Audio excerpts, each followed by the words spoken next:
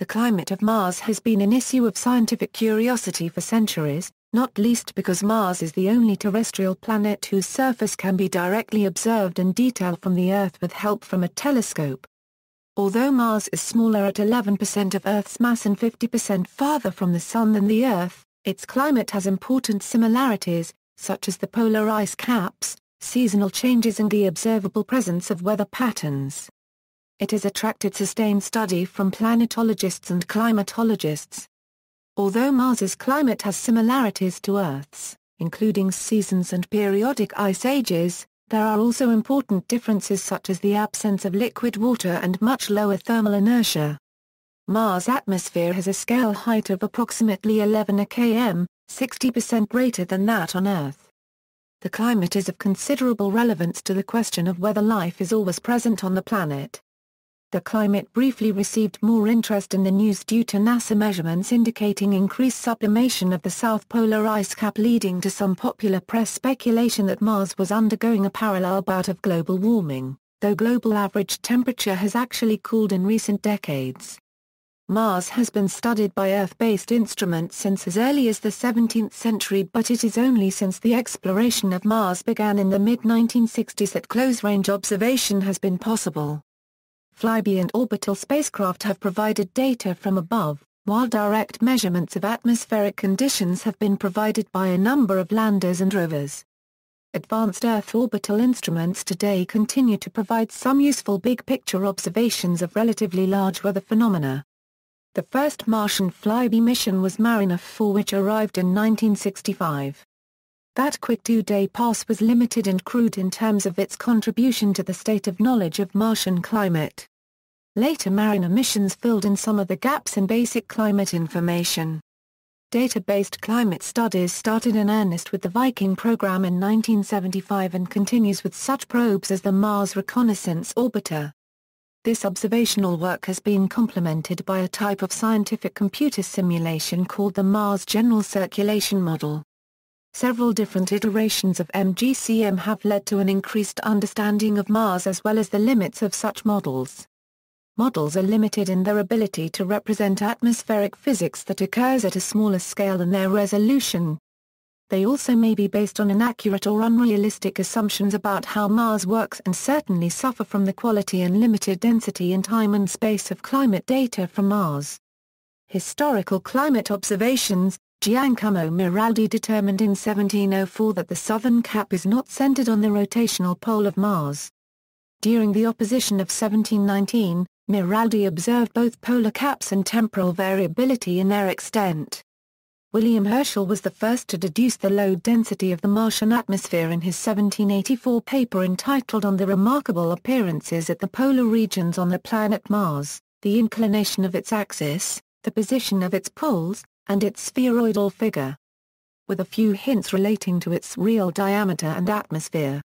When two faint stars passed close to Mars with no effect on their brightness, Herschel correctly concluded that this meant that there was little atmosphere around Mars to interfere with their light. Hanoff-Florgag's 1809 discovery of yellow clouds on the surface of Mars is the first known observation of Martian dust storms. Florgag's also observed in 1813 significant polar ice waning during Martian springtime. His speculation that this meant that Mars was warmer than Earth proved inaccurate. Martian paleoclimatology. Prior to any serious examination of Martian paleoclimatology, one has to agree on terms, especially broad terms of planetary ages. There are two dating systems now in use for Martian geological time. One is based on crater density and has three ages: Nochian, Hesperian, and Amazonian. The other is a mineralogical timeline, also having three ages: Philocian, Thechian, and Siderician. Recent observations and modeling are producing information not only about the present climate and atmospheric conditions on Mars but also about its past. The Nochian-era Martian atmosphere had long been theorized to be carbon dioxide-rich.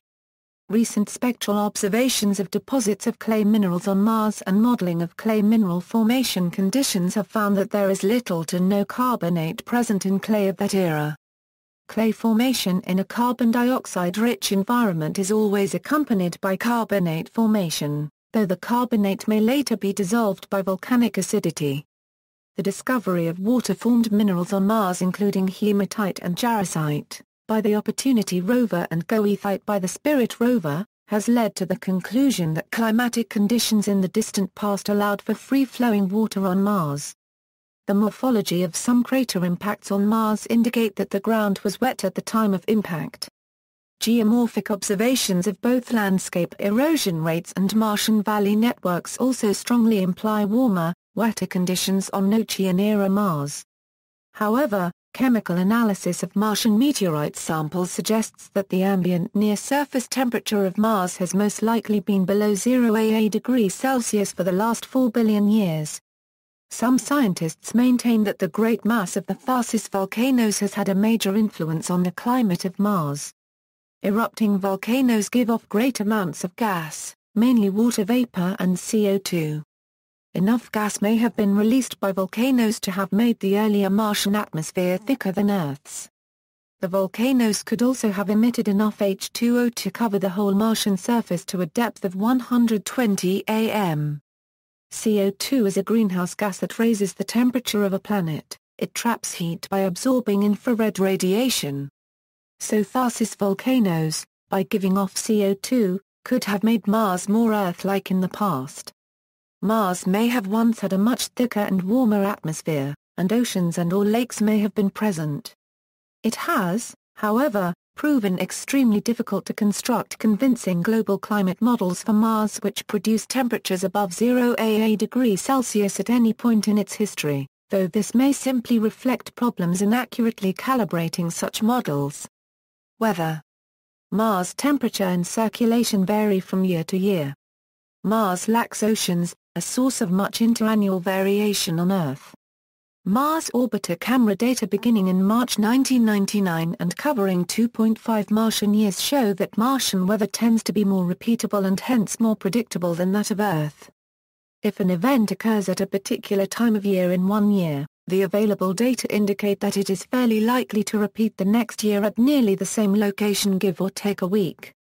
On September 29, 2008, a Phoenix lander took pictures of snow falling from clouds 4.5 km above its landing site near Heimdall crater. The precipitation vaporized before reaching the ground, a phenomenon called virga. Clouds. Mars dust storms can kick up fine particles in the atmosphere around which clouds can form. These clouds can form very high up to 100 km above the planet. The clouds are very faint and can only be seen reflecting sunlight against the darkness of the night sky. In that respect, they look similar to the mesospheric clouds, also known as noctilucent clouds on Earth, which occur about 80 km above our planet. Temperature. Martian temperatures have been measured by various means. Measurements of Martian temperature predate the space age. However, early instrumentation and techniques of radio astronomy produced crude, differing results. Early flyby probes and later orbiters used radio occultation to perform aeronomy. With chemical composition already deduced from spectroscopy, temperature and pressure could then be derived. Nevertheless, flyby occultations can only measure properties along two transects, at their trajectories entries and exits from Mars disk as seen from Earth. This results in weather snapshots at a particular area, at a particular time. Orbiters then increased the number of radio transects. Later missions, starting with the dual Mariner 6 and 7 flybys, plus the Soviet Mars 2 and 3, carried infrared detectors to measure radiant energy. Mariner 9 was the first to place an infrared radiometer and spectrometer in Mars orbit in 1971, along with its other instruments and radio transmitter. Viking 1 and 2 followed, with not merely infrared thermal mappers. The missions could also corroborate these remote sensing data sets with not only their in situ lander metrology booms, but with higher altitude temperature and pressure sensors for their descent. Differing in situ values have been reported for the average temperature on Mars, with a common value being a 55 degrees Celsius. Surface temperatures may reach a high of about 20 degrees Celsius at noon, at the equator, and a low of about a 153 degrees Celsius at the poles. Actual temperature measurements at the Viking Landers site range from a 17.2 °C to a 107 °C. The warmest soil temperature on the Mars surface estimated by the Viking orbiter was 27 °C. The Spirit rover recorded a maximum daytime air temperature in the shade of 35 °C, and regularly recorded temperatures well above 0 °C, except in winter. It has been reported that on the basis of the nighttime air temperature data, every northern spring and early northern summer yet observed were identical to within the level of experimental error, but that the daytime data, however, suggest a somewhat different story, with temperatures varying from year to year by up to 6 °C in this season. This day-night discrepancy is unexpected and not understood. In southern spring and summer, variance is dominated by dust storms which increase the value of the night low temperature and decrease the daytime peak temperature. This results in a small decrease in average surface temperature, and a moderate increase in upper atmosphere temperature. Before and after the Viking missions, newer, more advanced Martian temperatures were determined from Earth via microwave spectroscopy. As the microwave beam, of under 1 arc minute, is larger than the disk of the planet, the results are global averages. Later, the Mars Global Surveyor's Thermal Emission Spectrometer and to a lesser extent 2001 Mars Odyssey's THEMIS could not merely reproduce infrared measurements but compare lander, rover, and Earth microwave data. The Mars Reconnaissance Orbiter's Mars Climate Sounder can similarly derive atmospheric profiles. The data sets suggest generally colder atmospheric temperatures and lower dust loading in recent decades on Mars than during the Viking mission, though Viking data had previously been revised downward. The TES data indicates much colder global atmospheric temperatures were observed during the 1997 versus 1977 perihelion periods, and that the global aphelion atmosphere of Mars is colder, less dusty, and cloudier than indicated by the established Viking climatology, again, taking into account the Wilson and Richardson revisions to Viking data. A later comparison, while admitting it is the microwave record of air temperatures which is the most representative, attempted to merge the discontinuous spacecraft record. No measurable trend in global average temperature between Viking IATM and MGS TES was visible.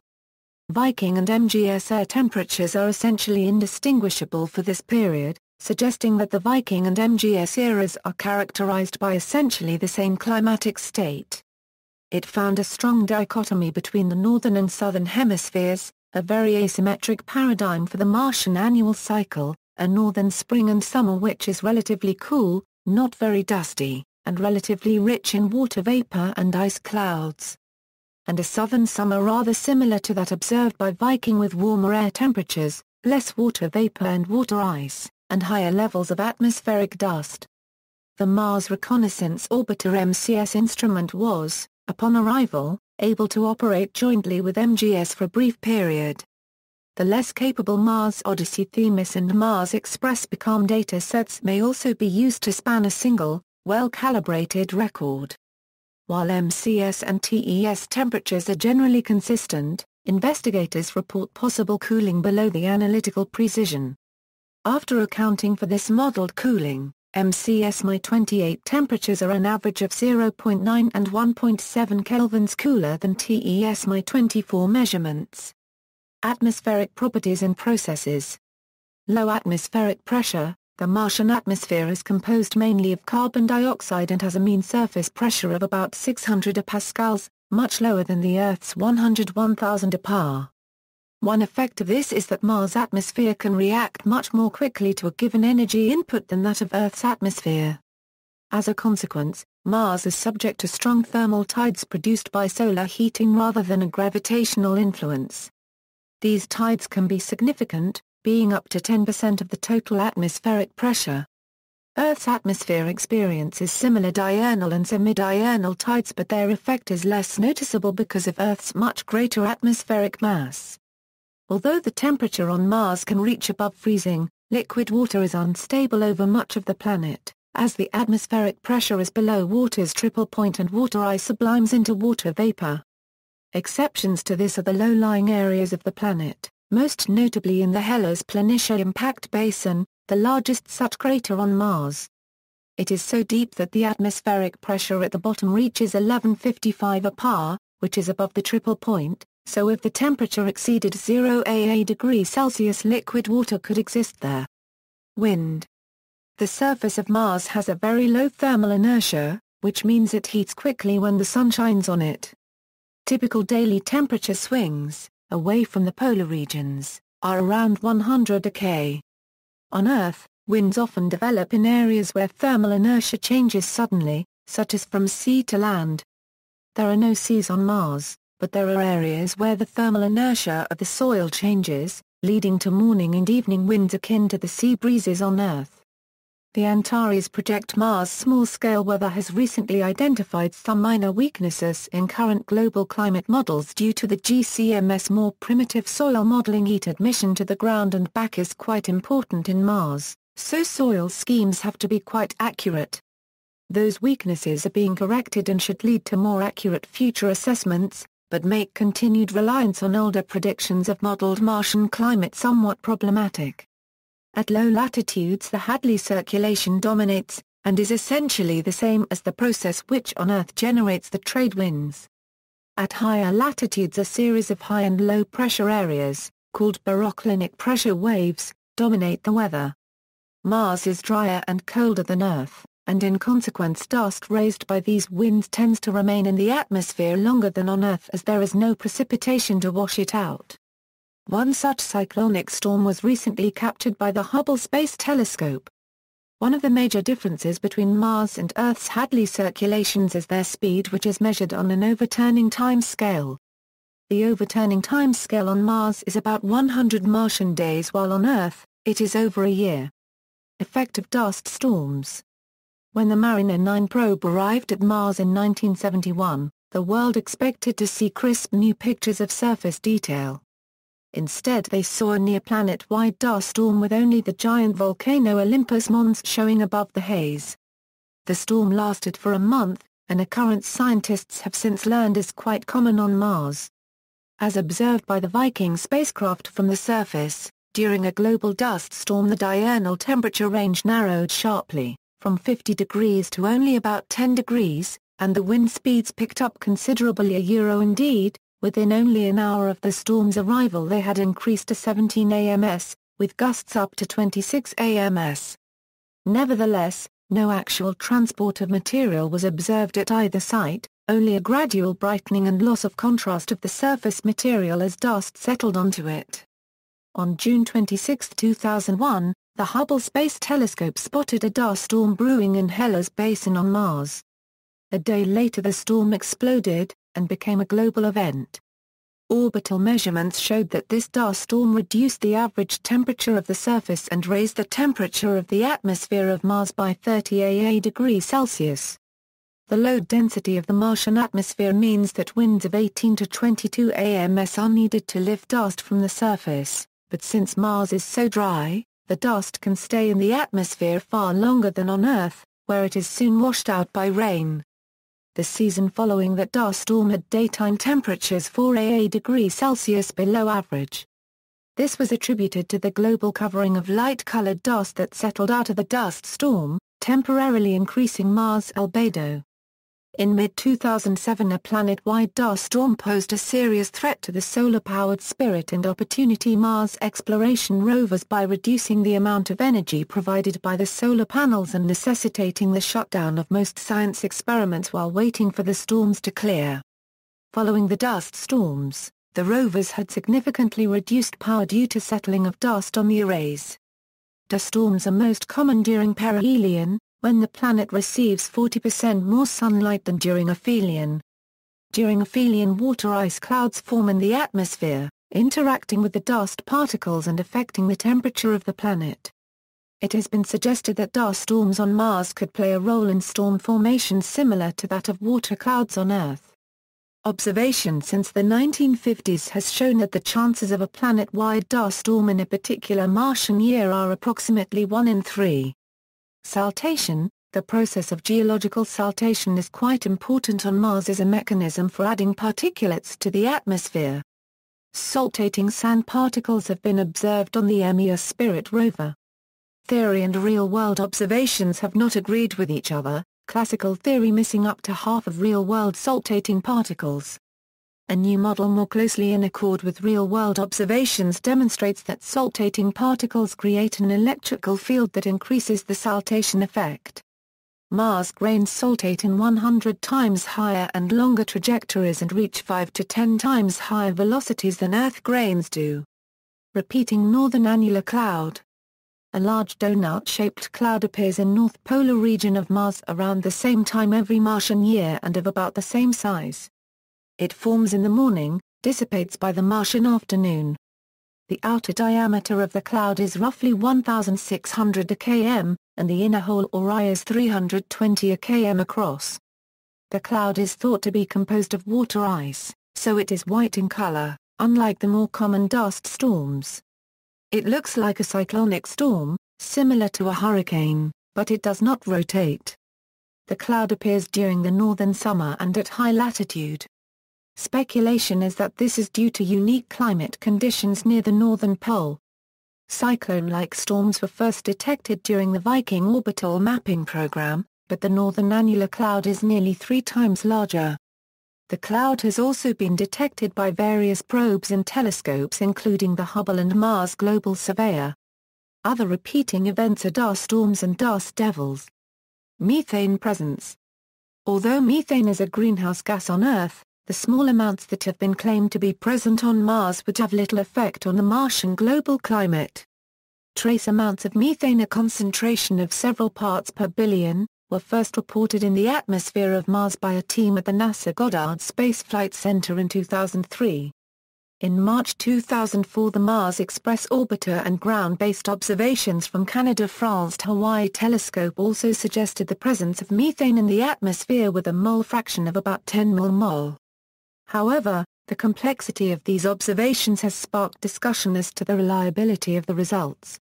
Since breakup of that much methane by ultraviolet light would only take 350 years under current Martian conditions, if methane is present, some sort of active source must be replenishing the gas.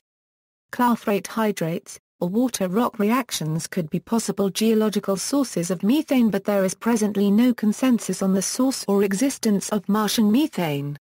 The Curiosity rover landed on Mars in August 2012. It is able to make precise abundance measurements and also distinguish between different isotopologues of methane. The first measurements with the tunable laser spectrometer indicate that there is less than 5 ppb of methane at the landing site. On September 19, 2013, NASA scientists used further measurements from Curiosity to report a non-detection of atmospheric methane with a measured value of 0.18 A plus or minus 0.67 ppbv, corresponding to an upper limit of 1.3 ppbv. The Indian Mars Orbiter mission, launched in November 5, 2013, will attempt to detect and map the sources of methane, if they exist. The ExoMars Trace Gas Orbiter planned to launch in 2016 would further study the methane, as well as its decomposition products such as formaldehyde and methanol. Carbon dioxide calving. Mars Reconnaissance Orbiter images suggest an unusual erosion effect occurs based on Mars' unique climate. Spring warming in certain areas leads to CO2 ice subliming and flowing upwards, creating highly unusual erosion patterns called spider gullies. Translucent CO2 ice forms over winter, and as the spring sunlight warms the surface, it vaporizes the CO2 to gas which flows uphill under the translucent CO2 ice. Weak points in that ice lead to CO2 geysers. Mountains. Martian storms are significantly affected by Mars' large mountain ranges. Individual mountains like record-holding Olympus Mons can affect local weather, but larger weather effects are due to the larger collection of volcanoes in the Tharsis region. One unique repeated weather phenomena involving mountains is a spiral dust cloud that forms over Asia Mons. The spiral dust cloud over Asia Mons can tower 15 to 30 km above the volcano. Clouds are present around Asia Mons throughout the Martian year, peaking in late summer. Clouds surrounding mountains display a seasonal variability. Clouds at Olympus Mons and Ischrias Mons appear in northern hemisphere spring and summer, reaching a total maximum area of approximately 900,000 km2 and 1 million km2 respectively in late spring. Clouds around Alba Portera and Pavinus Mons show an additional, smaller peak in late summer. Very few clouds were observed in winter. Predictions from the Mars General Circulation Model are consistent with these observations. Polar caps. Mars has ice caps at its North Pole and South Pole, which mainly consist of water ice. However, there is frozen carbon dioxide present on their surfaces. Dry ice accumulates in the North Polar region in winter only, subliming completely in summer, while the South Polar region additionally has a permanent dry ice cover up to 8 meters thick. This difference is due to the higher elevation of the South Pole. So much of the atmosphere can condense at the winter pole that the atmospheric pressure can vary by up to a third of its mean value. This condensation and evaporation will cause the proportion of the non-condensable gases in the atmosphere to change inversely. The eccentricity of Mars's orbit affects this cycle, as well as other factors. In the spring and autumn wind due to the carbon dioxide sublimation process is so strong that it can be a cause of the global dust storms mentioned above. The northern polar cap has a diameter of approximately 1,000 km during the northern Mars summer, and contains about 1.6 million cubic kilometers of ice, which if spread evenly on the cap would be 2 km thick. The southern polar cap has a diameter of 350 km and a maximum thickness of 3 km. Both polar caps show spiral troughs, which were formerly believed to form as a result of differential solar heating, coupled with the sublimation of ice and condensation of water vapor.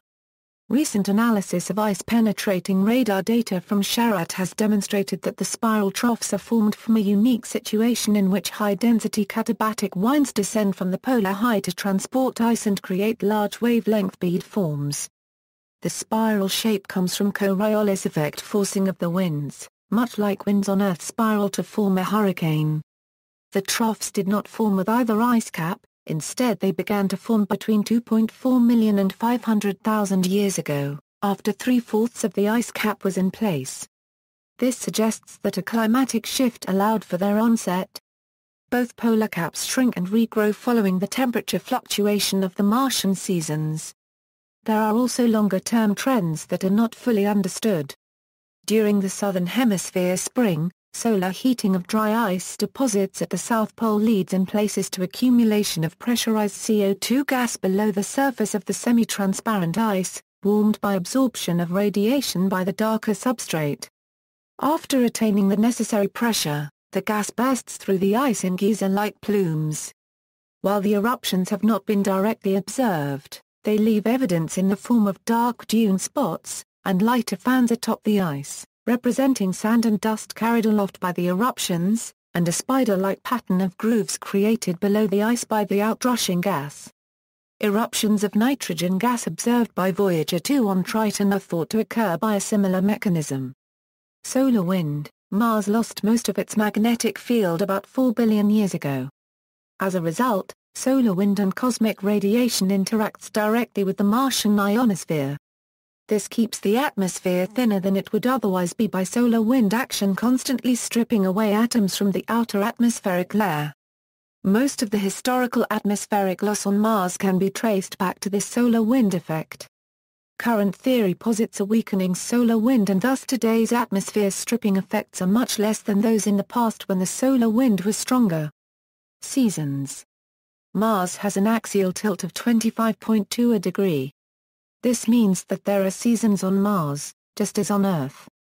The eccentricity of Mars' orbit is 0.1, much greater than the Earth's present orbital eccentricity of about 0.02. The large eccentricity causes the insolation on Mars to vary as the planet orbits the Sun.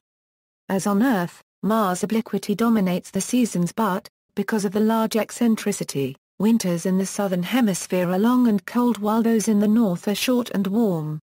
It is now widely believed that ice accumulated when Mars' orbital tilt was very different from what it is now.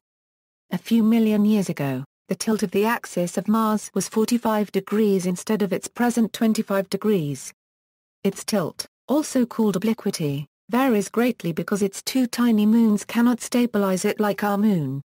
Many features on Mars, especially in the Asmenius-Lacus quadrangle, are believed to contain large amounts of ice. The most popular model for the origin of the ice is climate change from large changes in the tilt of the planet's rotational axis. At times the tilt has even been greater than 80 degrees. Large changes in the tilt explains many ice-rich features on Mars. Studies have shown that when the tilt of Mars reaches 45 degrees from its current 25 degrees, ice is no longer stable at the poles. Furthermore, at this high tilt, stores of solid carbon dioxide sublimate, thereby increasing the atmospheric pressure. This increased pressure allows more dust to be held in the atmosphere. Moisture in the atmosphere will fall as snow or as ice frozen onto dust grains. Calculations suggest this material will concentrate in the mid-latitudes. General circulation models of the Martian atmosphere predict accumulations of ice-rich dust in the same areas where ice-rich features are found. When the tilt begins to return to lower values, the ice sublimates and leaves behind a lag of dust. The lag deposit caps the underlying material, so with each cycle of high tilt levels, some ice-rich mantle remains behind. Note that the smooth surface mantle layer probably represents only relative recent material. The seasons present unequal lengths are as follows. Precession in the alignment of the obliquity and eccentricity led to global warming and cooling with a period of 170,000 years. Like Earth, the obliquity of Mars undergoes periodic changes which can lead to long-lasting changes in climate.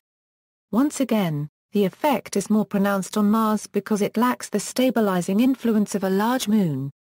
As a result, the obliquity can alter by as much as 45 a degree.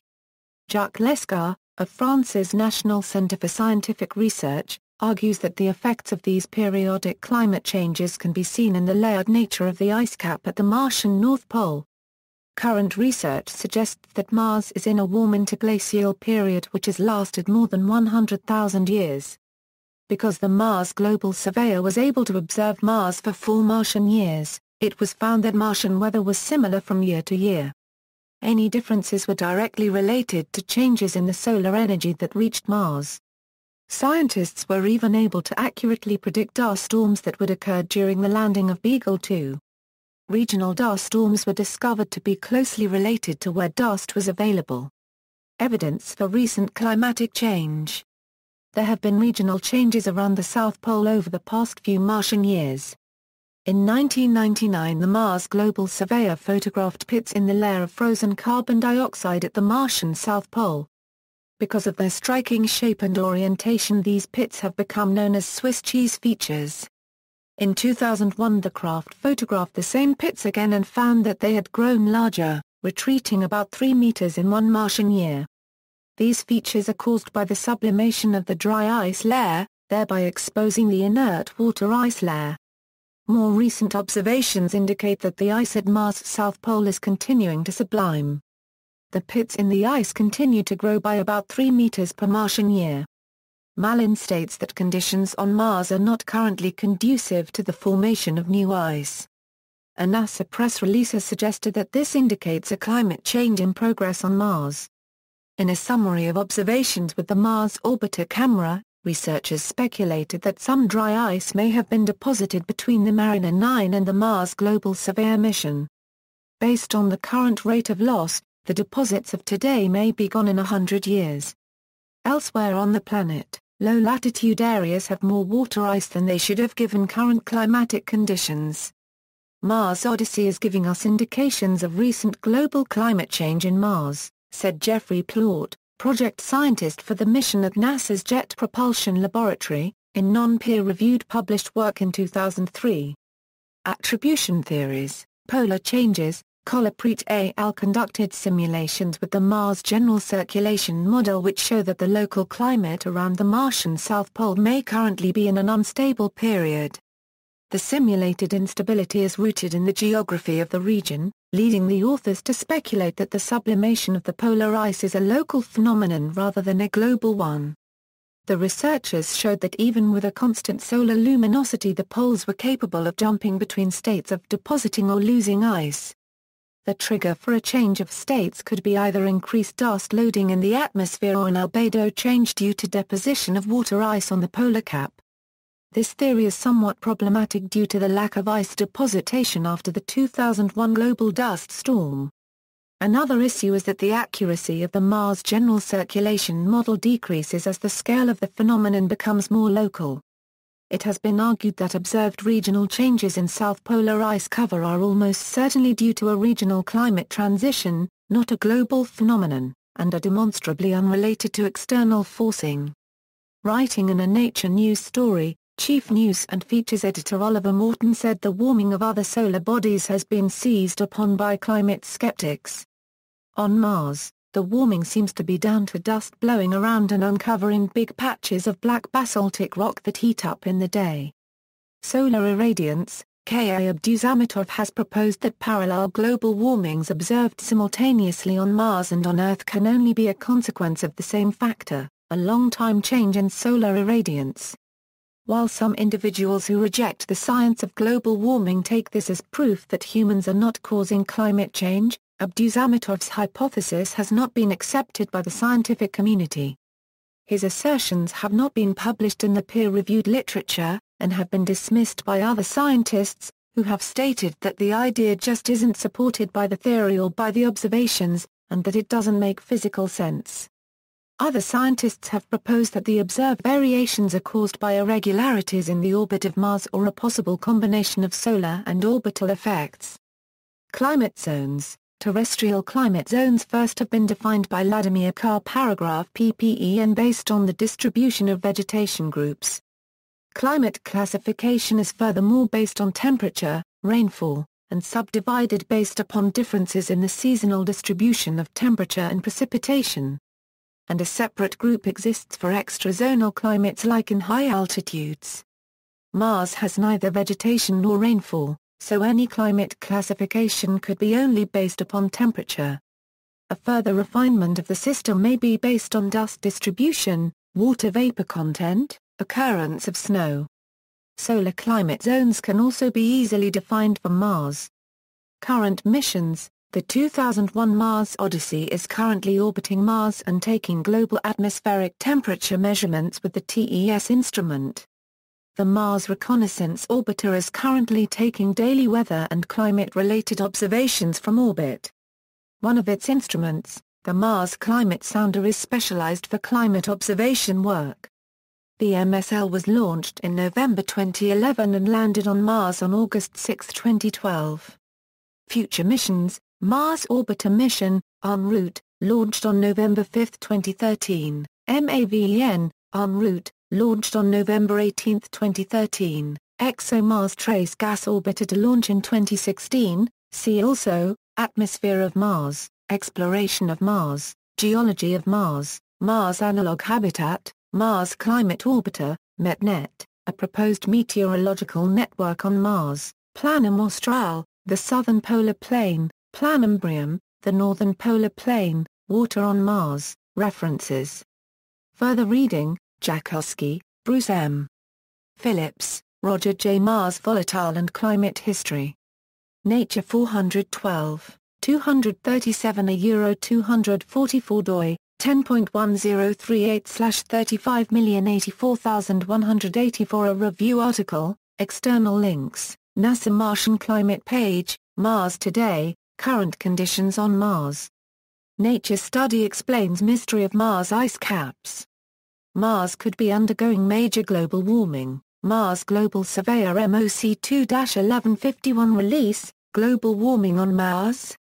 Images of melting ice cap, evidence for recent climate change on Mars. Article from National Geographic on the issue of Martian global warming. Weather reports from the Curiosity rover, HRSC Euro clouds.